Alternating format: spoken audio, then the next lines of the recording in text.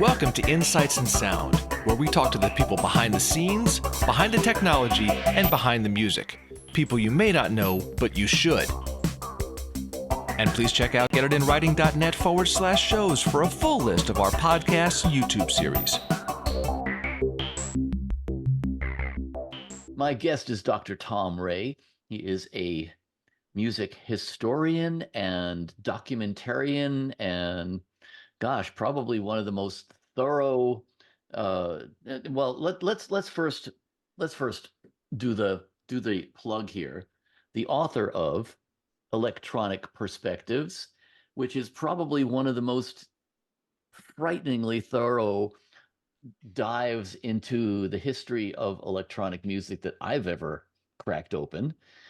I know you used to do a column for Keyboard Magazine for years and years, a lot of which is a compilation of this.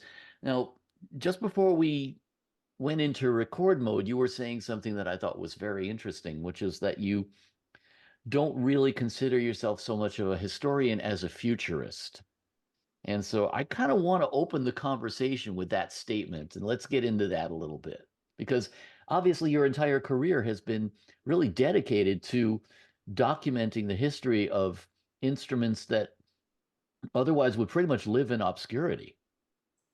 Yeah, well, you're either an historian or a futurist, which I consider myself to be a futurist, depending on how you do that documentation. The late Hugh Davies, a great colleague and friend, was a wonderful historian. His articles are in Grove and et cetera, et cetera. He actually invited me to write for Grove. I may be the only academic in history that turned that down because I thought their pay scale was so cheap. But at any rate, my view is that it's a crying shame that we haven't documented the now. In that sense, I'm saying to people, here's what people will want to know, see, and hear 100 years from now, 200 years from now, in the future. And I've spent most of my career going around telling people this, including the Smithsonian. And, I've been a speaker at a lot of places. Bob Moog gave me most of the gigs. But at any rate, it's how you create the history, as we would call it. And in a media-rich age, most of the pioneers were never really properly interviewed. I mean, there were catch-as-catch-can interviews of a lot of people, but I mean, properly interviewed, at least by somebody that knew enough to ask the right questions and to probe and to, and so many artifacts have been lost. When I first went to Germany, and I met a man named Müller. He was at the Northwest Deutsche Rundfunk studio, Cologne. Mm-hmm. For some people, the first electronic music studio, not for me, because I have a deeper dive into that history. But I asked him, well, what happened to all those wonderful, devices, the so-and-so, and the, oh, well, they were either cannibalized or we threw them in the canal. That's what I'm talking about. And that has been endemic of so much of our industry, because I think a lot of us, well, us or our predecessors, did Yeah. not necessarily appreciate what we were creating at the time. Yeah, so true. I had a great relationship with Robert Moog, Bob Moog. Bob Moog was never aware of his place in history. Clearly. He made jokes about it. He said, and he meant it. He said, well, I thought what I did was kind of a nerdish form of golf. It's like, Wow. no, Bob, he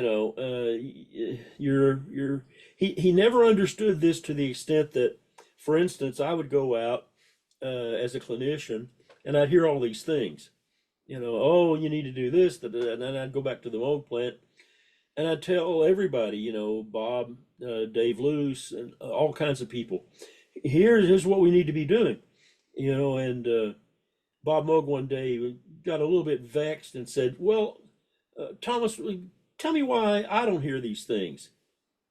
And I said, Bob, I'm your friend, but I'm just going to tell you this one time, because you're the Moog of Moogs. When you go out, people are not going to savage you like they do me as the clinician. I'm just Tom Ray. And they're going to tell me any blame thing they want to say. They're not going to say those things to you. The reason you don't hear it is because you're the Moog of Moogs. You're the rock star. Yeah. Yes. And Hmm. I'm not. And I don't care to be the rock star. I'm just saying this is, please understand, why you don't hear these things. And you don't get out as much as I do. I'm everywhere. I'm in Australia. I'm in East Germany. I'm everywhere basically, all over the world, except for South Africa and Japan. At that time, they were not even ready for synthesizers. Yeah. Yeah. Yeah, So let's dive a little bit into your history just to give those those among us who may not be familiar with all of your background. I mean, you spent a whole lot of years with Moog Music. You worked with the ARP Corporation. You've basically been more or less ubiquitous within the synthesis industry. uh, yeah, I suppose so. I mean, I consider myself an industry relic, a dinosaur. You know, No, no, the I word is never. I veteran. thank you. Industry veteran. Don't you know I the definitely feel euphemism? better about it now. Yeah, I'm a veteran. I almost said I didn't work for art, but I did because I was hired to do the art chroma manual, which Hmm. ended in a disaster as they were melting down in the transition. I couldn't get enough information out of it to complete the manual. I think I wrote about 100 pages. I've got them around here somewhere, but who cares? I kept the art chroma and the Rhodes chroma. I sold them at a good buck, and I'm happy about that. And they're in a good place. But yeah, I worked with Moog forever and ever. And again, just a personal note, when I first got up there, Bob Moog had met me because Dave Van Coovering, who was a master clinician, uh, had told him, "You got to meet this guy, this sage in the middle of the country." That's what Bob called me. So Van Coovering comes and he has this mini Moog, and he shows it to me. I said, "Nah, it's never going to go anywhere." Worst marketing advice I ever gave. He says, "Why not?" I Wow. said, "It doesn't have enough modules, not enough interconnections. It's a piece of crap. It's not going to go." Because I was into modular systems and had no idea about the real world out there. But of course, I turned out to be quite wrong about that. But when I first came living in a motel in Buffalo and sort of hanging on at $300 a week, hired by Bill Waitana, Dave Ah. Coovering was already up there as director of marketing. And he kind of agitated to get me up there. I'd written the Sonic 6 manual and Meet Moog and Make Music. And when I got there, Bob was very friendly, but he said, "Well, I don't know what the hell you're doing here, Thomas, but welcome to the decadent Northeast." And I thought, "Oh, this is a propitious beginning." The the founder doesn't know what the hell I'm doing there, you know. At any rate, uh, they pretty much found out, some of the things I could do, and eventually I was asked, "Well, we got this kind of manual for the Mini Moog, but we don't think it's very good. Do you think you could write a better one?" And of course, like everything, I said, "Sure." I said that to everything. The first task I had there out of living in the motel in Buffalo was, well, we need this brochure for the Constellation, which was the Lyra, Lyra, and the what became the Mini Moog. Uh-huh. Uh, and then the Taurus bass pedals. It was three things. And they, "Well, can you get that done by Tuesday? Because we have to have it in its NAMs." I said, "Sure." Of course, I went out sweating bullets. Like, how the heck am I going to get that done? And I asked around, well, "Oh, we have this artist, Bob Gadash." So I called up Gadash. "Hey, man, I'm in a sling here. Can we get this?" "Sure." So I go and meet him, and between the two of us, we whomped it up, and there it was. That's on my website, drtomray.com, which I have only to preserve artifacts. I don't care about being famous. I don't care about being rich. I was never going to do either, et cetera, et cetera. That's just my personality construct. So, yeah, I worked for a long time, off and on. As a matter of fact, I was fired twice from a company called Moog and quit three times. Fired twice, quit three times. I was never fired by Bob.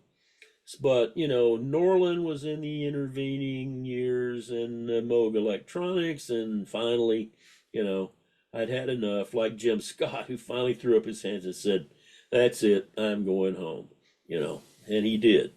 So he, the designer of the Micro Moog, the a lot of that stuff, monophonic stuff, he actually designed an instrument. I was a little bit part of it that had the present Moog company at that time followed through, it would have become what became the Voyager with the modern Moog company, which was a very successful instrument.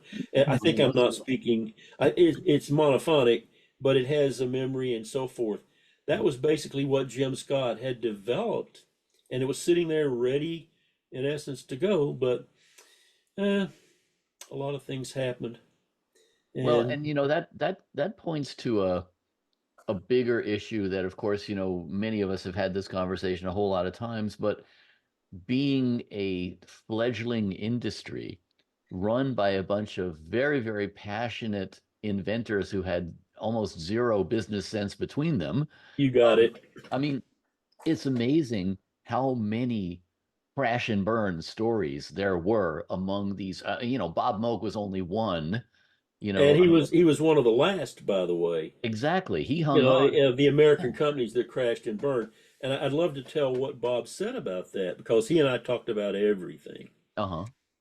He said, Thomas, when you start out in a garage shop, when you start out in a garage shop and you evolve into a multinational, multi-million-dollar company, everybody in the garage shop is bypassed either in their competency or their interest. They just are not relevant anymore. And I realized, yeah, I think that's true. I think that's a very powerful understanding. And like I say, Bob was not inflated in his head. Bob clearly didn't know the impact he had. No question about it. No, and, no. and I think, it's interesting to me to I think very few of these. You talk about Tom Oberheim again, had no understanding. I think, Roger Lynn had no real perception of how, Alan Perlman. I mean, so many of these guys who really were, part of changing the face of music. It's not that they were humble. It's almost that they were, I mean, forgive me for saying so, but, almost clueless. Oh, I really agree with that. My comment about that, and people have brought that up to me. I said, well, you can't expect somebody to be an engineer, a designer, an inventor, and a shoestring marketer, and also have historical perspective. Yeah.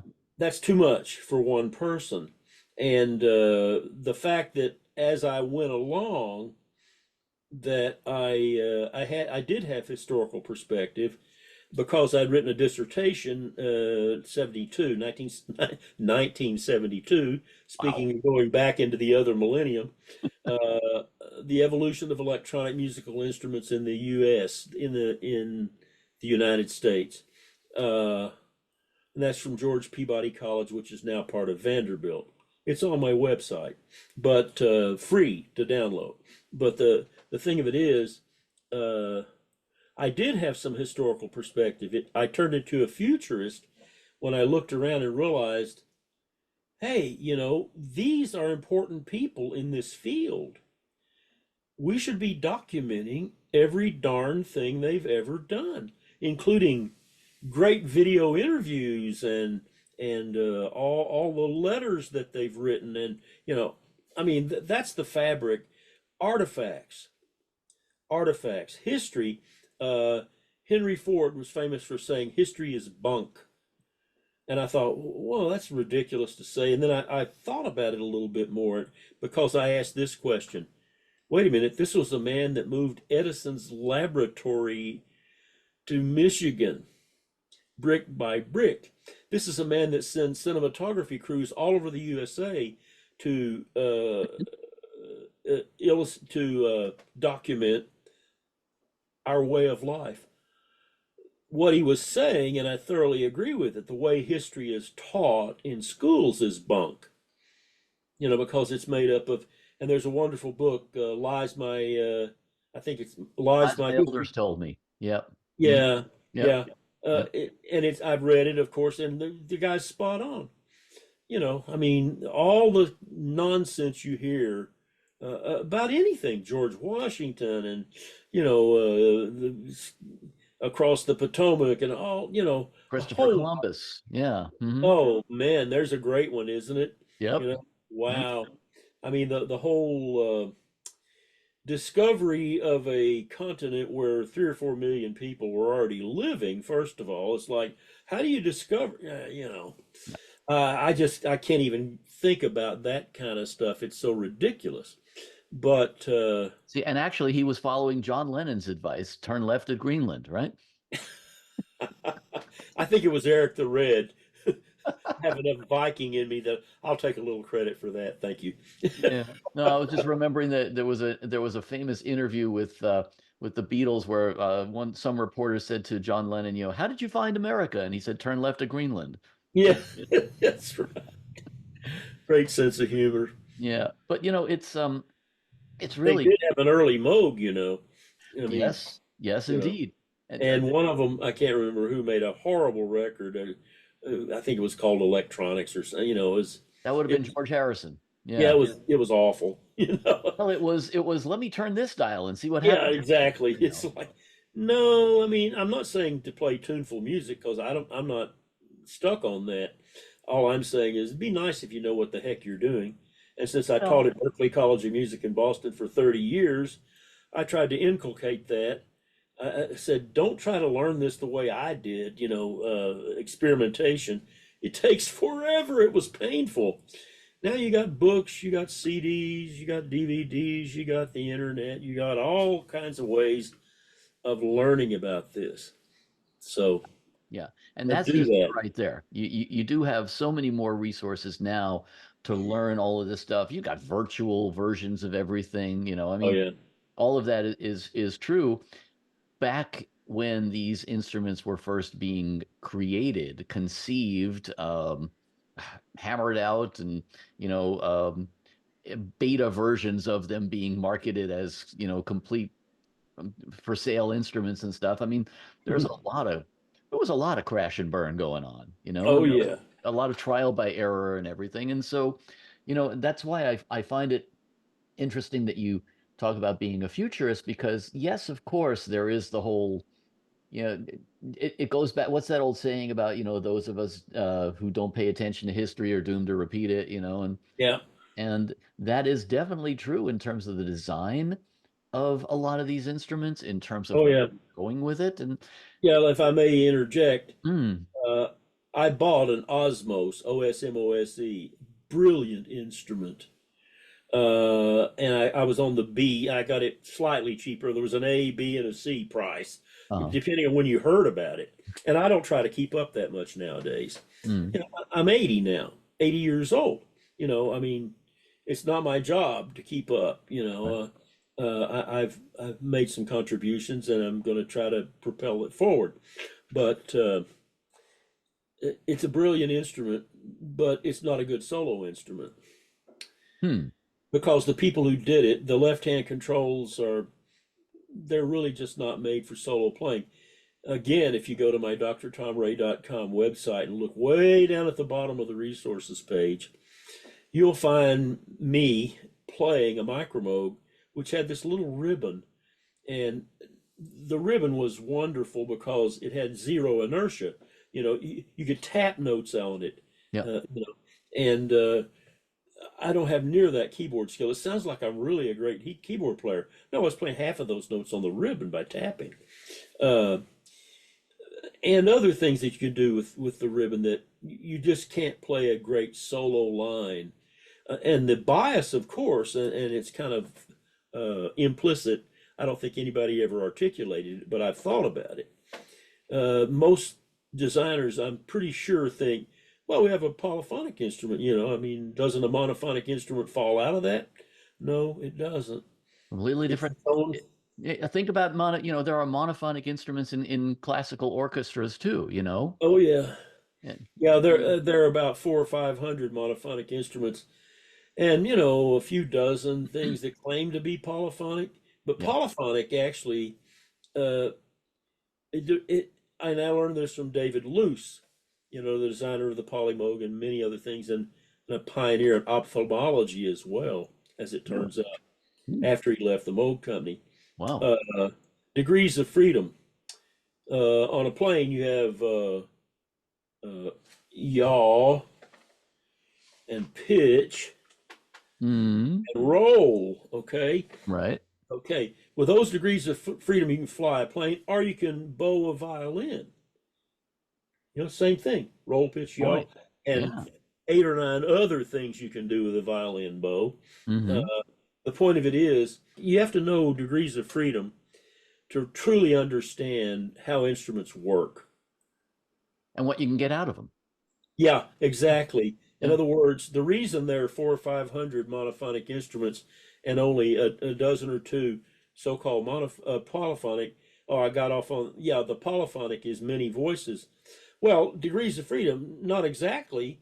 You can't play 4 opposing lines on a keyboard no matter what you do. In other words, with a string quartet, you can move the cello and the second violin, the first violin, and the viola independently, of course. Hmm. Cross lines, you can do all kinds of stuff. People like R.H. Ranger with a Ranger tone thought about that and tried to do that. Of course, it won't work. Well, there's human limitations too here. We've only got 10 Exactly, fingers, you know? exactly. Mm. So, but like even the Ranger tone, it would play 6 different timbres. Well, that'd be neat if music goes along with six, six, six, six, six, six voices, but it Mm. doesn't. It goes from 2 to 6 to 3 to 4 to 1 to 2. Yeah. You know, and at what point do you decide? Well, which voice am I playing? Yeah. And when I cross lines, which one goes which way? You know, the ensemble, and I agree with Hugh LeCain. He told me he thought that monophonic instruments were the basis of the music of Western civilization, and I would say probably all civilizations. No doubt. Because if you think about the evolution of music from, sacred monody and, I mean, really, what was that if not monophonic? Yeah, Voice, another voice, it's. yep. And in the evolution of things, of course, orchestration starts to play a big hand, Mhm. and a lot of people don't understand that either. Why does a symphony orchestra have the instruments it has? I mean, there was the sarrusophone, there was the ophicleide, there are probably 50 or 60 or maybe 100 instruments that didn't get up into the orchestra. Why? They didn't play well together. If you look at the woodwind section, you've got a horn which is sort of halfway in between. You got an oboe with a formant at 1K, and a bassoon with a formant at 500, and a cylinder called a clarinet that has odd partials, and the bassoon and the oboe have all partials. You see what I'm saying? In other Yeah. words, the ear is the master. The ear, in the final analysis, will force us to doing almost everything. And that So, makes sense too, because there's a lot of instruments that, as you say, never made it to orchestral, and some of them it's probably certain ethnic things, because instruments that were created in one part of oh the yeah, world never saw the sure, light in another. But and we were talking earlier about musical instrument museum, where you can walk around and see all these instruments from different continents and all. And you marvel at the fact that a lot of these instruments really never made it to modern recording in any sense. yeah, and it's very sad. And some of them were were extant in a period where we could have recorded them, but again, there were no futurists around to tell them, "Hey, I think we need a recording of these Sioux war chants or powwow stuff." And of course, there are some big pioneers that went around and did record some of that stuff. I'm Hmm. thankful for them. They were basically futurists. Absolutely. They were thinking about the future. They weren't thinking about the past. They were thinking about the living now. And now we have a few people, Wally D. Backer, Brian Kehoe, Dave Bryant.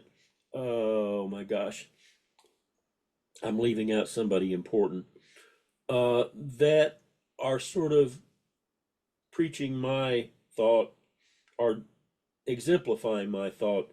They're interviewing people now, and those records will be invaluable 100 years from now. Oh, no question. No question. I mean, there's so much of our history that has not been documented or Oh, not yeah. been documented accurately or sufficiently enough. And there's a lot of stuff where even, even among people's best efforts to document things, the more you dig in as a historian, and I mean, I interview people all the time. I know you've done amazing amounts of research.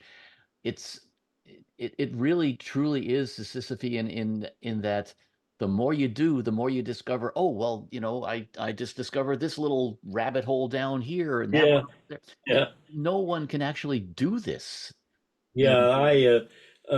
I start off my book, as a matter of fact. I hate to quote myself, but it's like I said, I'm not certain it takes a village to raise a child. To me, that's a political statement. But I'm reasonably certain it takes a village to get a book into print. And That's then I almost thanked it. and acknowledged, 100 people easily Yeah. after that, saying, here's all the people that helped me, kind of thing.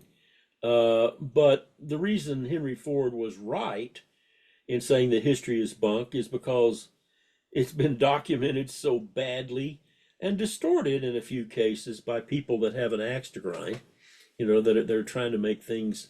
Let me revise that history because it will aggrandize me. Yeah, You doesn't fit know, with my narrative. Yes. I would like to put those people in the lower regions of hell. I was just watching this Dante, and then they were talking about the Inferno, the first half of this documentary, Uh-huh. talking about being down in the very lowest, where people that know they're lying, but they do anyway. It's one thing to just spread ignorance, you're lying in a sense, but it's not malicious. But in some cases, it's purely is, and it's a It's shame. manipulative. Yeah, Yeah. exactly. And I mean, we can get into modern politics, we can get into, Oh, let's religion, don't. all sorts of stuff that we don't need to tread into here, but No. that's true. It really is. And it's sad, it's Yeah. because a lot of this, as you say, it's not just the fact that a lot of this stuff is not documented or is documented poorly, but you can't go back. No. I mean, No. there's so much of this history that's been lost, that continues to be lost. And I mean, And I it's have the to, color. It's the color of the history that's lost. Sometimes you can get some facts, but to hear Al Pearlman say why he did what he did, or Bob or anybody, Hugh Kane. Mhm. Uh, I mean, I have some very poor interviews of a number of these people, and they've been cleaned up thanks to Wally DeBacker and Brian Kehoe and so forth. But uh, it feel like you're draining the ocean with a sieve. It's true, and I have to marvel at the fact that so much of your research, especially in writing some of these columns, I mean, you were searching out in an era before we had the Google, you know, Tell me about it. Uh, microfiche and stuff like that. I mean, I'm yeah, sure some of these I research didn't even projects must I have been didn't just even have neat. microfiche. I had microfilm. We're talking about the 52 columns that I wrote for Keyboard, Yep, Electronic Perspectives, 1977 to 1981, which are the spine of my EP book that you held up a exactly. minute ago. Mm. So, uh, yeah, uh, I spent countless hours in the music library at George Peabody and Vanderbilt, which now owns George Peabody is now part of Vanderbilt. Yep, Vanderbilt Library, and was so blessed.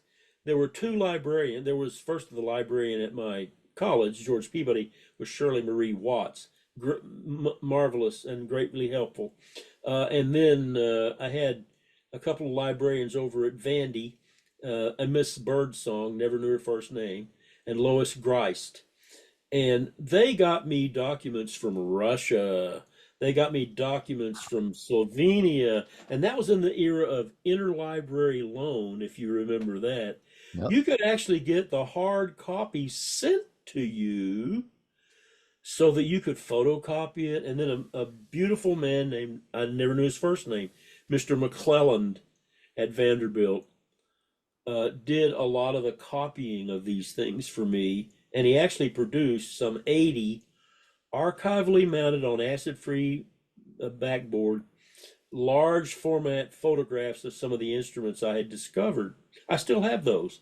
I still Wow. have those 80 acid-free things, which I've got to give someplace. I don't know where that will be, but Wow. That's pretty amazing. I mean, I'm impressed with, if nothing else, your fortitude is chasing some yeah, of this stuff down. I mean, pure doggedness, heavy on the dog.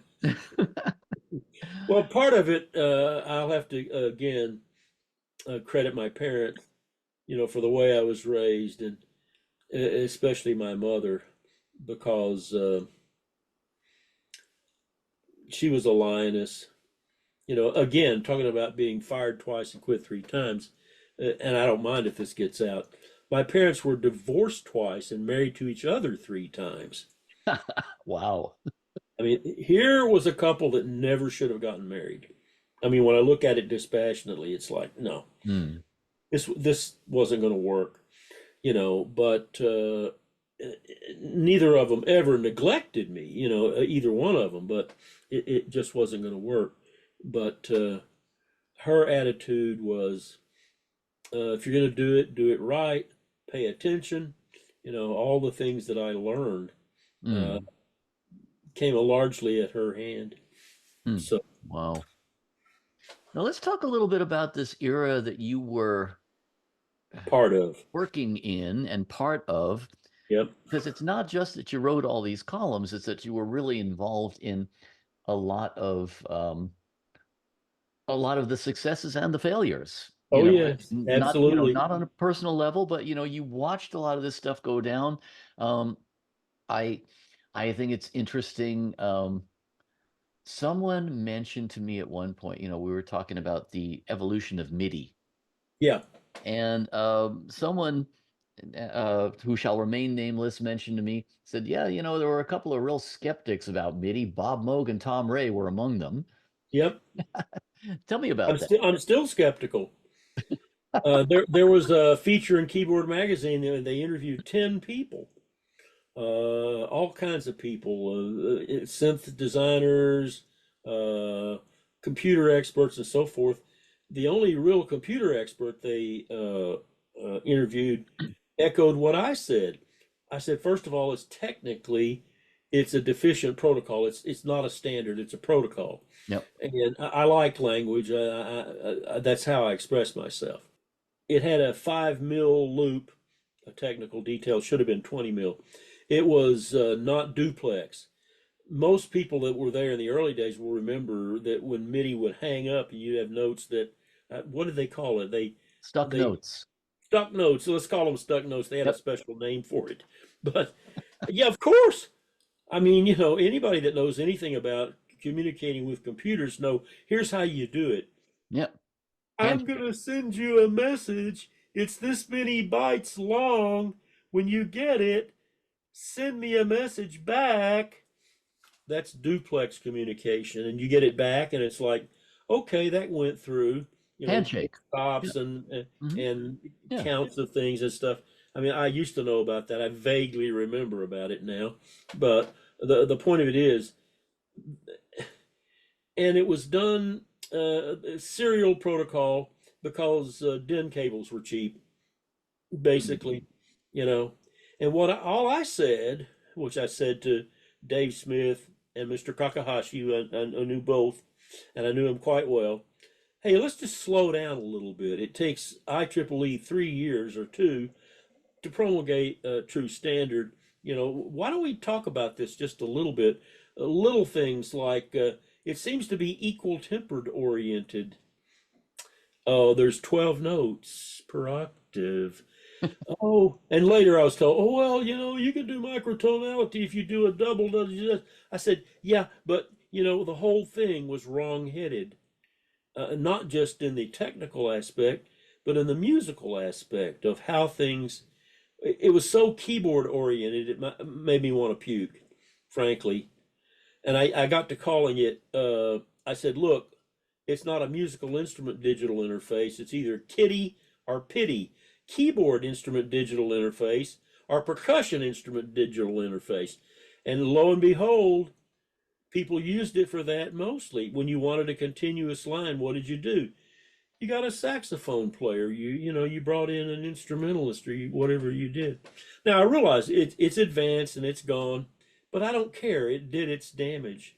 When Martin Herney came from Switzerland to Berkeley, where I was working in Boston, and played his synthophone, wonderful. It was a wonderful development. And afterwards, I said, "Well, why are you using linear envelopes? That's a problem." How did you know that? I said, "I have ears."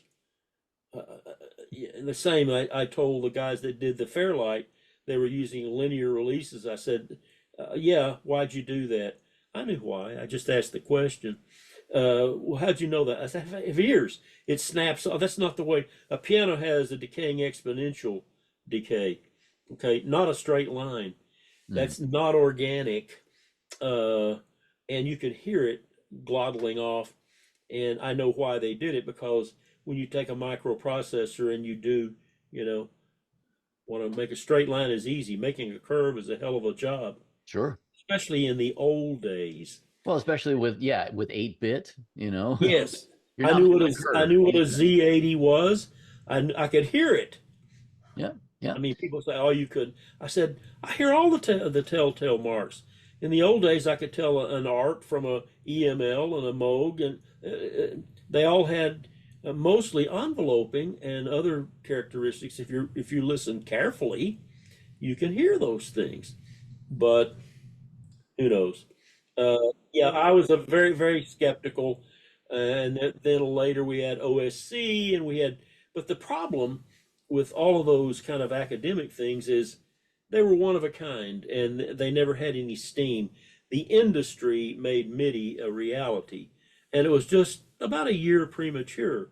If it had been thought about and worked with a little bit more, we would have had a much better protocol, in my opinion. And of course, that's probably been surmounted now. It's not, Well, maybe 2.0, yeah. but it did. 2.0 has addressed a lot of it. Yeah, it did its damage. It damaged wind synthesis for years. And because I mentioned Martin Herney coming there, and he said, yeah, I had to thin the stream because, MIDI would choke. I said, Right. yeah, Right. I know. So exactly. Well, guitar synthesis too, same thing. Couldn't handle string bends or bends of any kind. It I mean, yeah, it took us only what 40 years, 50 years to refine it. That's not too bad, Really. Now I have to tell the story about how Bob Moog and I used to joke, and we would say it exactly this way. He and I single-handedly kept the Moog company out of the guitar synthesizer business.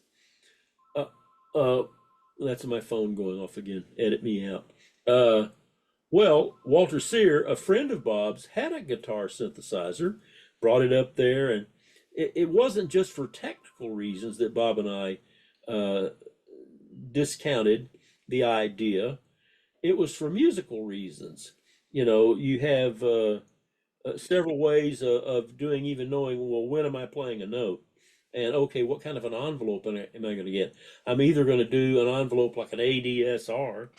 Well, you can do that on a keyboard, but a guitar is so much more expressive than that. Or you have, basically following the string. In other words, there were all kinds of technical reasons that undergirded the problems why there has never actually been one. Roland did a little bit better job. Or with the GR, yeah. Yeah. But look what they did, And again, a lot of the details of this escape me now. I mean, I was really up on them, 20, 30 years ago. But it's like, okay, I lost that battle. I move on. I don't care. It's MIDI could have been much better. It wouldn't have choked off all kinds of other expressions other than edge oriented keyboard percussion. You know, it's edge oriented.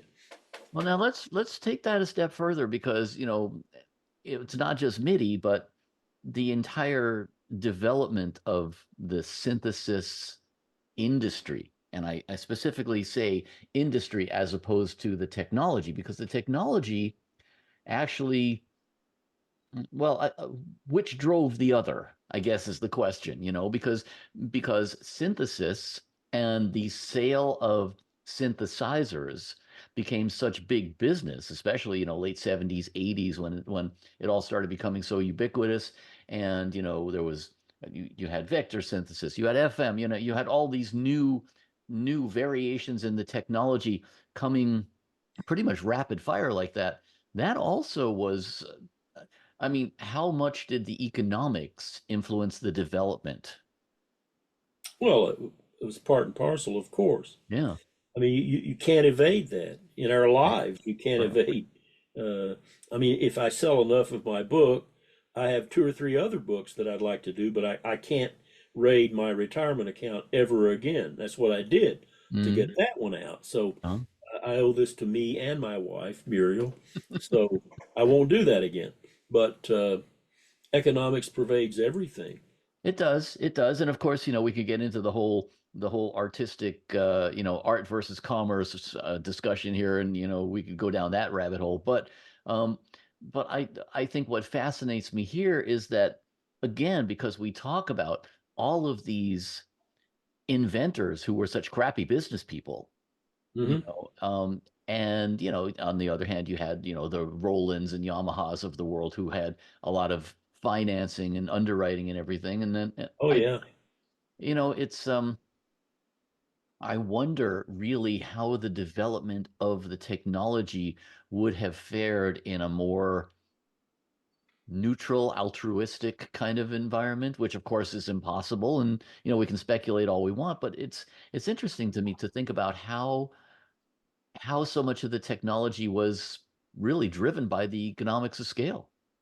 I I have the bias that art and commerce are not at war with each other, that the most successful things and the most fertile things meet and satisfy both conditions. Difficult, not easy, Yeah. but when I was helping birth instruments with the Moog company primarily, well, almost exclusively, uh, I was always thinking about stuff like that. It's function versus cost function ratio. Yeah. What can I get and how much can I give and what do I get back in return? Like me with my book, I got to get something back in return or I can't go on. The same Right. thing with those companies. As a matter of fact, it was so perilous in those days that if you missed at one NAM, you were likely not to be there on the next one on a yearly NAM show. Yeah. And a number of companies, that's what happened to them. For instance, the art company imploded because they invested zillions of bucks in the guitar synthesizer. That's why Bob Moog and I joked single-handedly we kept Moog out of the guitar business, the guitar synthesizer business.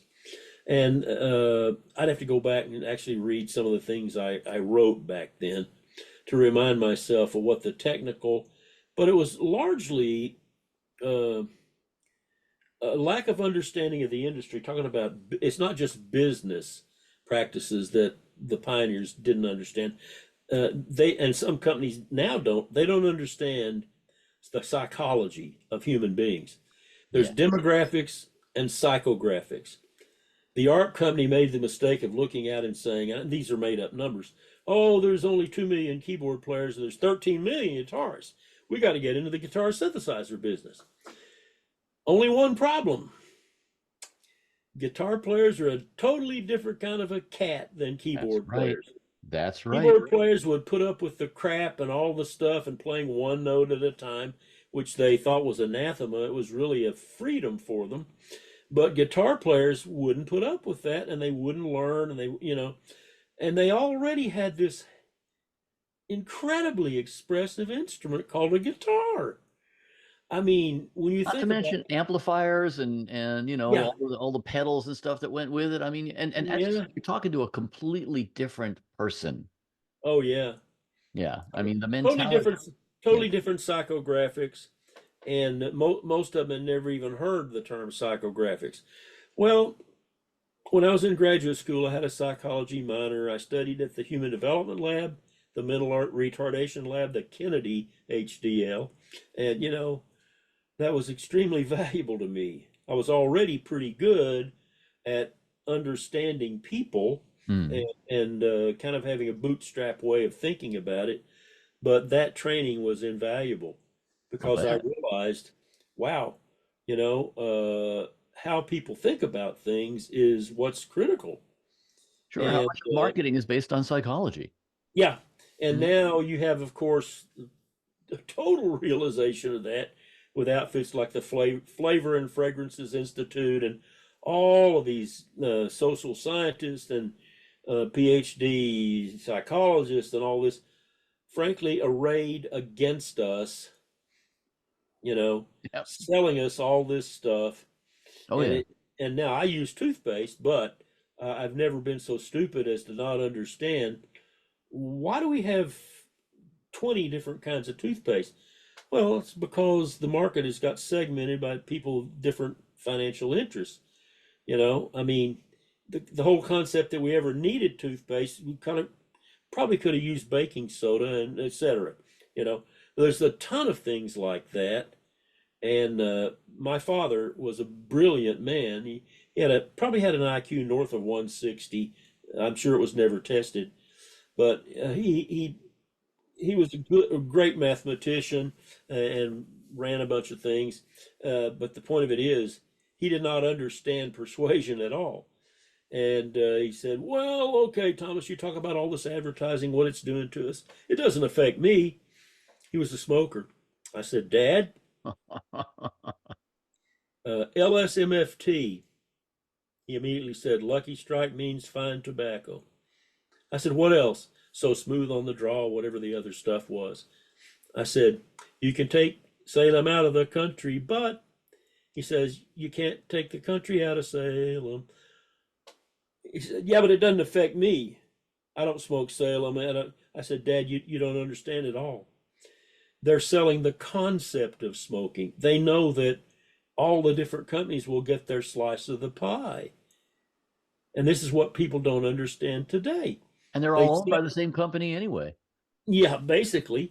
But the thing of it is, it's not a question of brands. It's a question of persuasion. And what's the biggest persuasion that tobacco is and was sold on? I'm an adult. I have the right to do whatever I want to with my body, you know, and I Yep. should smoke in public because that's my right.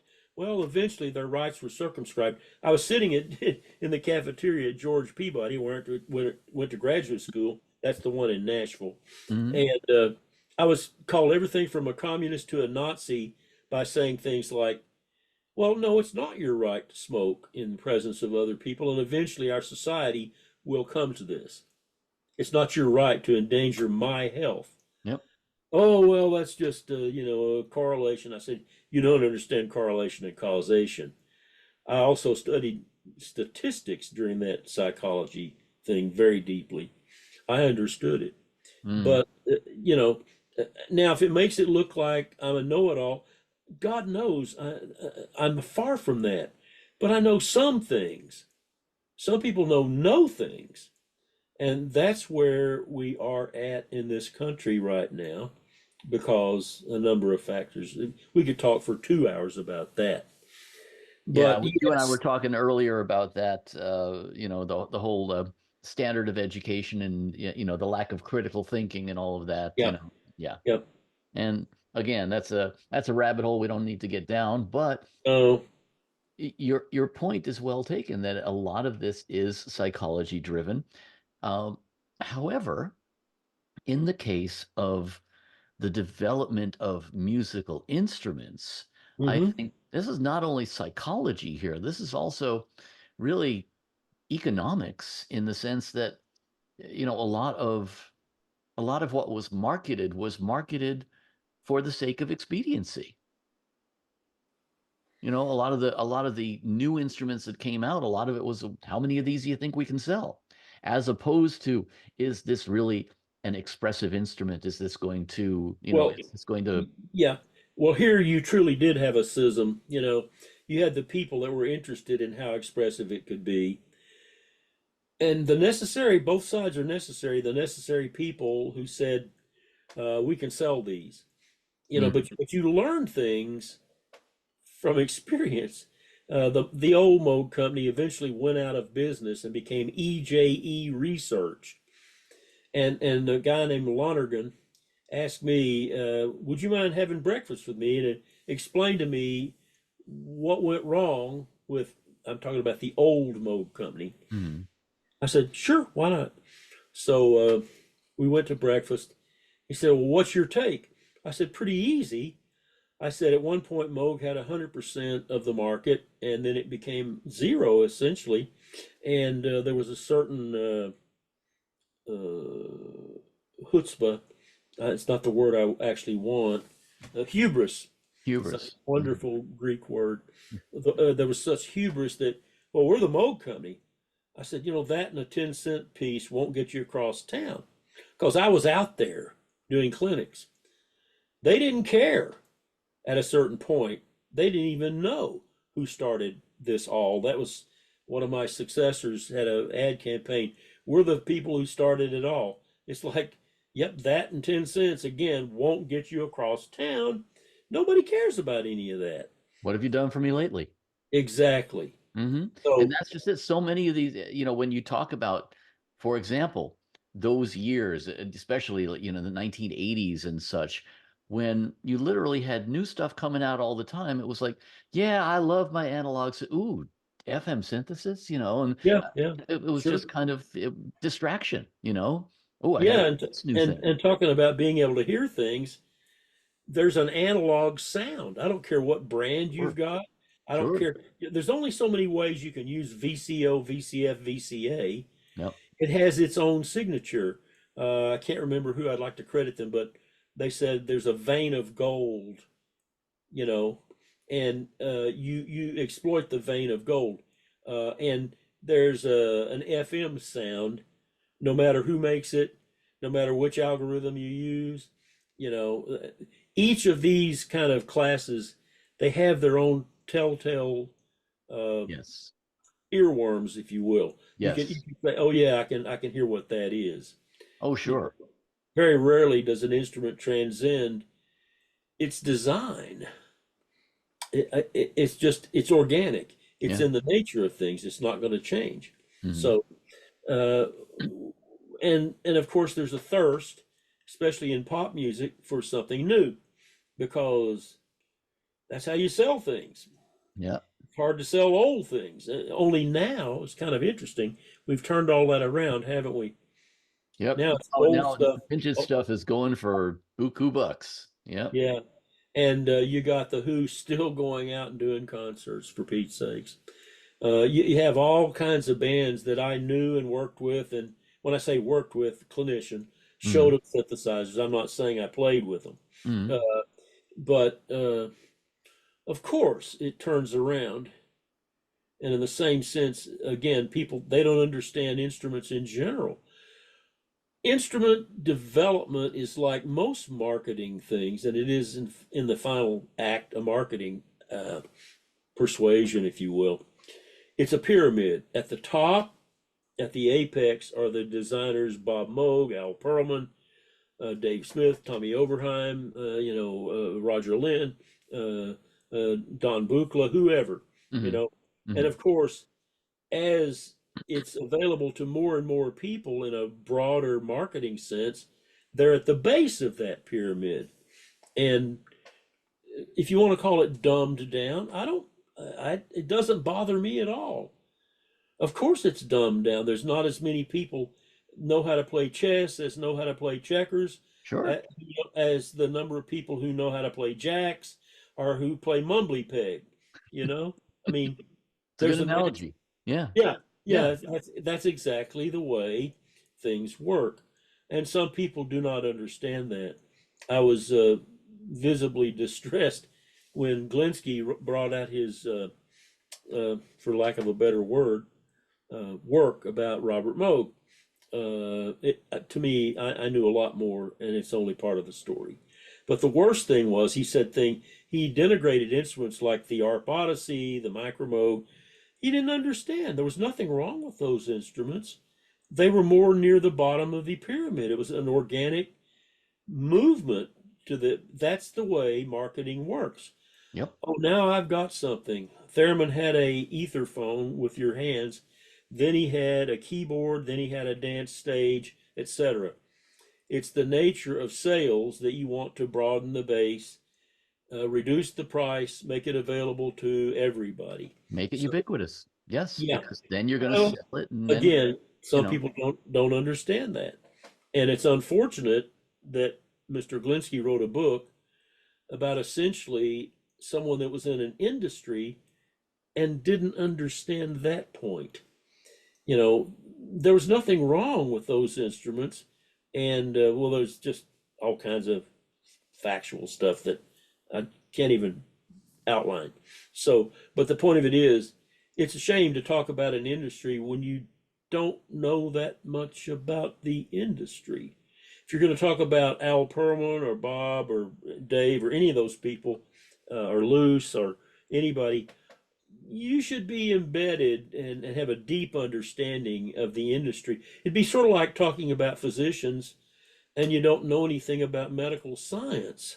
Yeah, you have to have an understanding of the landscape that they were functioning in. Yeah, there's a wonderful author. I think his forgot his first name. Was it Michael Crichton, who Yes. did Coma and Mhm. things like that? Yep. Wow. Now I'm a writer and I respect research. That's the bedrock of making a great story. You can't just spin a tale. It has to have credibility. Oh, absolutely. I Crichton don't think did I've ever. wonderful research in medical things before he wrote Coma and some other things. So Absolutely. that's what a good writer does. Yeah, there's a brilliant British writer who only passed away a few years ago, Terry Pratchett, Hmm. and Terry Pratchett wrote all these stories about other worlds, and and as you dig into his stories, he's got some of these inside jokes that you just think to yourself, this guy must have done a hell of a lot of research, Yeah. Yeah. and Good writing. Good writing. There's wordsmithing. That's nice if you have that, yeah, yeah, but it's the research. it And that's is. why I say artifacts are history. And that's why my website, it's just artifacts. Some of them relate to me, some don't. If people think that I'm aggrandizing myself, I don't care what they think. I really don't, but I'm going to leave the artifacts behind so Mhm. that people who follow me will look and say, oh, look, here's the original this. Now we don't have to wonder about that. Here is something that pretty much proves a point or disproves it. So I think that's the way history should be done. It should be done in the now, and you should document the artifacts and the people. Well, that's a nice segue to another question I'd like to throw at you. You talk about being a futurist, which clearly Yep, you are. yep. A lot of times I hear the argument that innovation has sort of peaked, that we've come up with every flavor of synthesis there is, that we have, because the process of creating music has changed so much, not to mention the way we consume it now. Of Another course, whole different argument there, but of course, yes.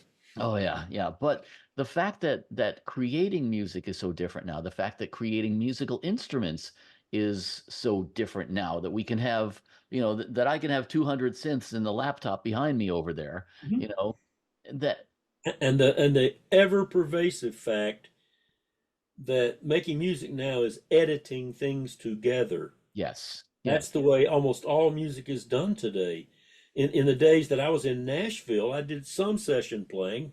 I wasn't a hot side man. I was a trumpet player for one thing, not that much demand, and I was not the best trumpet player in town.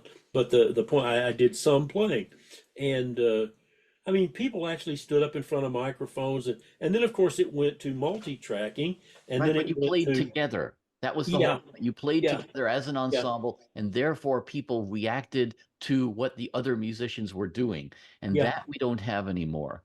No, Um, very little of it. yeah. So to I my mean, you know, question, there's always the odd person out, you know, and we do. look, there are plenty of indie musicians and producers and everything now who are still going, who are still creating music from a roots perspective, so to Yeah. speak. But to my question, where do you think we're headed now in terms of creating music, creating new instruments, all of that stuff? Well, I'm old and I have to guard against becoming apocalyptic because I think that's what old people do. I mean, I'm aware of my own milieu and my own persona, uh, but with AI, just crank it out, and you can have the same tune that has 50 different names, and you know who will know, who will tell. Yeah. I think we're in a remarkable time of homogenization. Now I take I don't know what you call it, a letter from Ted Gioia, Gioia, brilliant writer. I recommend him to everybody. He calls himself the honest broker. Go find him and read what he says about these things because he penetrating insights. Hmm. And so in the main, he realizes that all the old structures are washed away. You know, the big 5 or 6 publishing houses, the idea that A&R people would develop talent. Nope. Nowadays, well, if you got your reel, drop it by and, we can put it on Spotify or, Right. Let's see how whatever. many followers you have. Yeah. Yeah. And then, we'll go from there if we go anywhere. Well, at any rate, I don't want to be apocalyptic, but I guess I am. I mean, Muhammad Ali said that boxing wouldn't survive his retirement. Well, that's nonsense. You know, in there's people who have a great personal sense of themselves. My sense of myself is very impersonal, uh, and one of the reasons I'm that way is when I was at Florida State, my undergraduate school. I was in a brass rehearsal with Dr. William Kramer. Dr. Kramer, you know, nobody interrupted his rehearsals. And a fellow trumpet player walked in unannounced. And of course, Dr. Kramer knew what's going on. The trumpet player's name was Tony Dillard. He said, "Tony, what is it?" And Tony said, "The president's been shot, JFK." Oh my Lord. Of course, we all, put away our instruments and that. Tony came back a very brief time, and Dr. Kramer said, "Tony, what is it?" And Tony said, "He's gone." And you could see I have an emotional response to this day, and this is my amygdala telling me what I was turned on about or turned off about. I will remember forever. That's how the best way we learn is to get turned on. But at any rate, I then watched LBJ put up his hand, take the oath of office. I mean, JFK was the most powerful man in the world. LBJ put up his hand, took the oath of office, and flew away, and then he was the most powerful man in the world. And I realized, what does that mean, being powerful and being important? Hmm. Nothing. It means nothing, you know. It's all To quote a transitory. song, it's dust blowing in the wind. Yeah. You know, Yeah. that's my attitude about how things. I was a great friend of Raymond Scott, the old time band director, and actually represented an instrument of his in Nashville for a brief time. I just wanted to stay in touch with him. He was a genius, one Hmm. of the few geniuses I have ever met. Uh, and Raymond talked about his own death, and I know I'm pretty good at, I'm pretty empathetic, and he talked about it, and he said, well, it'll probably be a lot like a TV set conking out, and that's really how he felt about it. And I realized he wasn't just playing with words, he really understood something. And then I tried to understand that, and I think I have a first order understanding, at least, of this from those experiences of realizing what is all this jousting, okay, once you have a fist fight with somebody, the difference of winning and losing is a few pounds or a few tor foot pounds of muscle or torque, I Mhm. mean, and also defeating a human being is too easy. You need a better opponent. I've actually told some people, you know what? I'm not a real good enemy. You need a bigger enemy than me, please. You know, go away, go away. Said, well, you don't want to compete. I said, that's not true. I compete, but I do it the way I think it should be done. And that's why, as much as I love sports and I watch it on TV, but I hate to see what's happened to it. All the chest beating, the roaring, Oh yeah. every stupid play. It's like, okay, if something significant happens, maybe we could celebrate. But it's like somebody runs around in for 12 yards and the guy that tackles him gets up and pounds his chest and says, hey, sucker, you're the one that let him get 12 yards on you. Why are you roaring? You know, how about a little, again, such a magic word, hubris. Humility? Yeah, yeah. No, Not it's to be true. found. Not to be found. Not in humanity, anyway. No, I think of it as Homo not so sapiens. Well said. I think the cockroaches may be here, and again, being a pretty apocalyptic. But if you don't understand a few things geopolitically, you Yeah. probably need trouble. Yeah. Well, again, that's a rabbit hole we don't have to go down, but I'm right there with you, man. Yeah. Well, this has been incredibly enlightening. I wish we could go on for another couple of hours on this, but it's Well, I'm getting fanny fatigue, which you can edit that out. Which, yeah, by the way, I learned to my consternation. When you go around the world, you learn all kinds of things. oh, it's true, especially when you sit on a plane for 11 hours. And Well, about using that word, even. I said that in Australia, and everybody was shocked. I said, "Boy, I've been working my fanny off." And some guy took me aside and said, "Well, you know what? What are you saying?" I said, "I'm working my butt off. That's what fanny means." He said, "In Australia, it's only one gender, it's female. That's what fanny means here." interesting. I didn't know that. Yeah. But Well, it's like, I've always, I lived in Europe for many years, and there's a whole different meaning to certain four-letter obscenities and oh whatnot. yeah, oh Yeah. yeah. Yeah. We don't have to get Or, into or, that. or conventions like, if you don't know this, you can create some problems for yourself.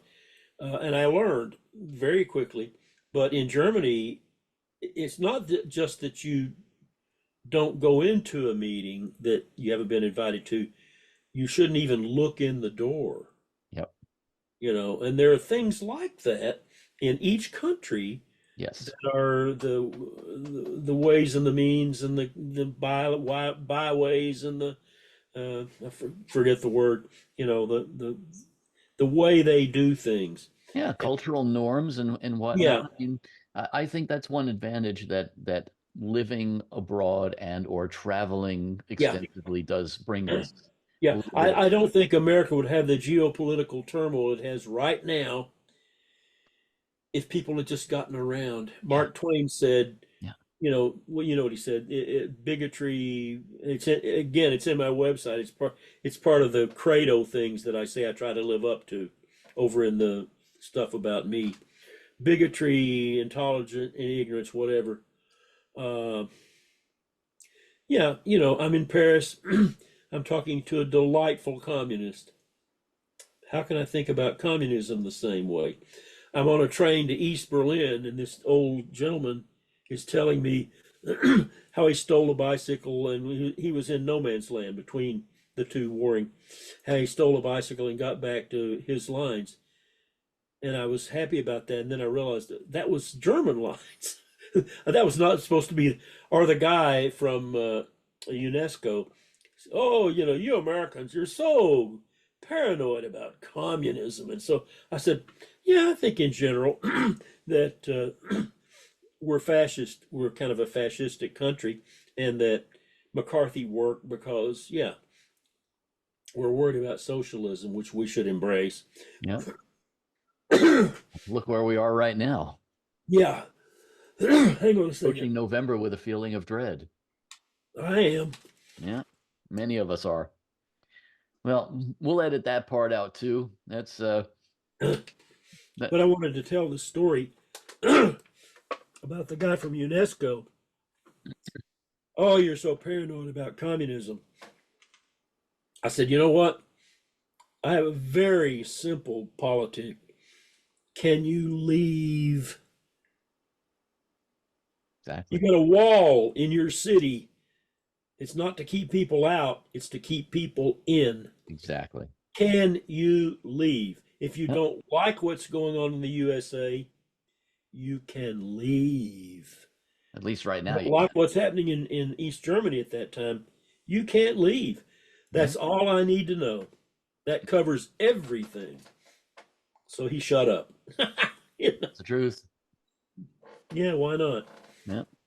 Well, sir, this has been absolutely wonderful and fascinating, and I certainly appreciate the conversation. It's been more than I bargained for. It always is with me. That's what happens when you get an old salesman, a clinician. You get that. And I think it's And fantastic. I'm Scots-Irish as well, which is, double dose. I should have bought your beer. Really, there really is a reason they call them paddy wagons. Oh, yes. Well, Tom Rhea, thank you for being my guest. Thank you. It's been an absolute pleasure. Enjoyed it. Sell my book.